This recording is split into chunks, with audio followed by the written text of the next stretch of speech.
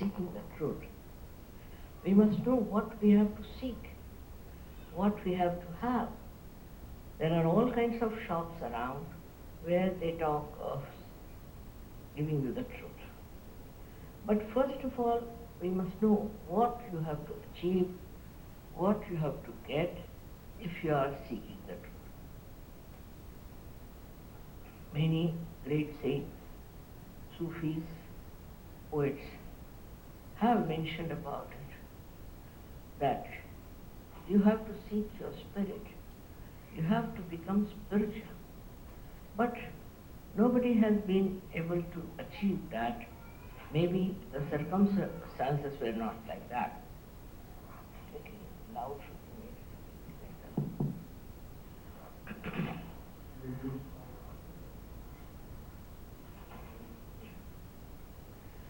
Now, when we talk of truth, we have to know that the truth is very simple to understand.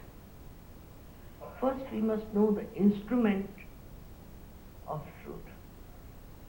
That is, you are not this body, this mind, these emotions, these feelings, these thoughts, but you are the pure spirit. You are the pure spirit, and that has to happen to you, that you become the spirit. As our heritage has been, very sadly, we are carrying out many qualities, instincts of the animal stage. And that's why we find in people having jealousies, oppression, aggression, all kinds of horrifying things. Also, the worst part is that man can think. And in his awareness, in his thinking, he can also justify through his rationality whatever he is doing. So it's a blind end. Once you start justifying whatever you are doing, it's a blind end. But there is no way through mental exercise that you can clear out all these things. You must know that your Creator has already looked after your self-realization. He has already made arrangements within you to give you your self-knowledge. So far, you do not know yourself. That's the main thing. They have said, know thyself. How? How do we know ourselves? We don't know what we have. We know about others, but about ourselves we don't know. And whatever we know about others is also very superficial. So now within us is placed, as I have shown you, the power of Kundalini. It's called Kundal because it is in 3.5 coils. And it's a feminine power. She is your individual mother. Everyone has an individual mother, and she has tape recorded all about your mistakes, about what you want, what are your aspirations. Everything this mother has recorded within herself. Now she is just waiting for the second birth. Because it is your own power, you have to get it. Sahaja means Saha means with, and Jain born.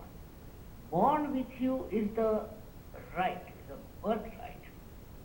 That you get this yoga means the union with the divine power. Now when I say there is divine power all around us, and it does all the living work, we have to just know that there is a power. And everybody has called it by different names. Somebody has called it Ruh, somebody has called it Param Chaitanya, somebody has called it the cool breeze of the Holy Ghost. All this has been on, but people don't know where is that power. It is all over, which does all the living work. You see the beautiful flowers here around. Now we never even think how these flowers were created by Mother Earth, so beautifully, so differently, and how she has put such a beautiful show of her kindness, of her patience, of her love. Apart from that, if you ask a doctor, who is the one who runs your heart? He'll say it's the autonomous nervous system. Ask the question, who is this auto? You can't answer. They're honest, I must say they're honest. This is what we have to know, that all this work, living work is done without any one of our efforts, effortlessly, and who does that work? So this all-pervading power of divine love, which you can call by any name, is around us. And it works out everything for us. This power knows everything about us.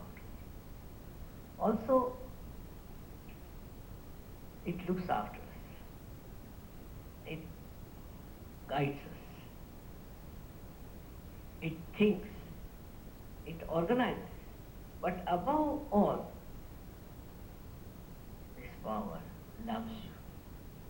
It's nothing but love and compassion. People have never known that they are loved by this all-pervading power. And when you start doing something against yourself, which is not love for yourself, then she punishes you in a way to guide you to the proper side. Now this power is surrounding us all through. But when we talk of the ascent of the Kundalini, it passes through 6 centers. You have seen that. The red one is the lowest one, we can call it the first of the 7, is the power there to protect our morality, to protect the Mother Kundalini.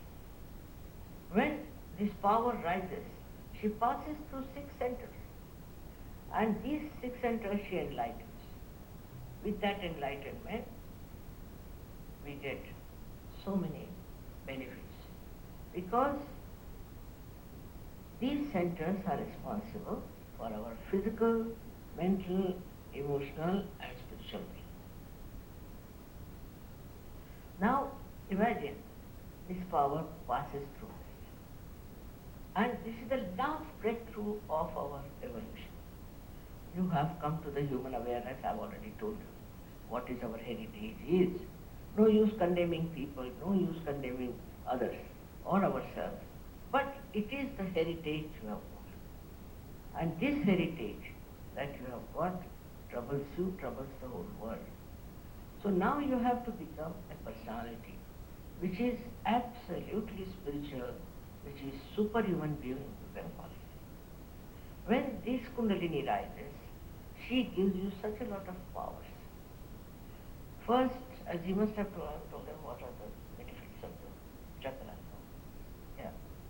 He has already told you that these benefits manifest within us, and you see that we become a very special personality. But the best part of it, when you are connected to this all-pervading power, you know pure knowledge.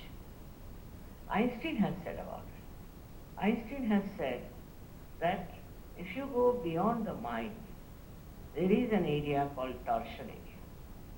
And if you can somehow or other touch that torsion area, then you get absolute knowledge. He himself was tired of finding out the theory of relativity. And he was sitting in his garden after all that efforts he had put in his laboratory, and suddenly he says, I was playing with the soap bubbles, and from somewhere unknown, this theory of relativity dawned upon. He calls that unknown place as torsion area. This torsion area we all can touch. By that you get pure knowledge. Whatever you know can be verified by scientific method. Science is just a knowledge from the torsion area that people try to find out, and when they find out, it is a very research.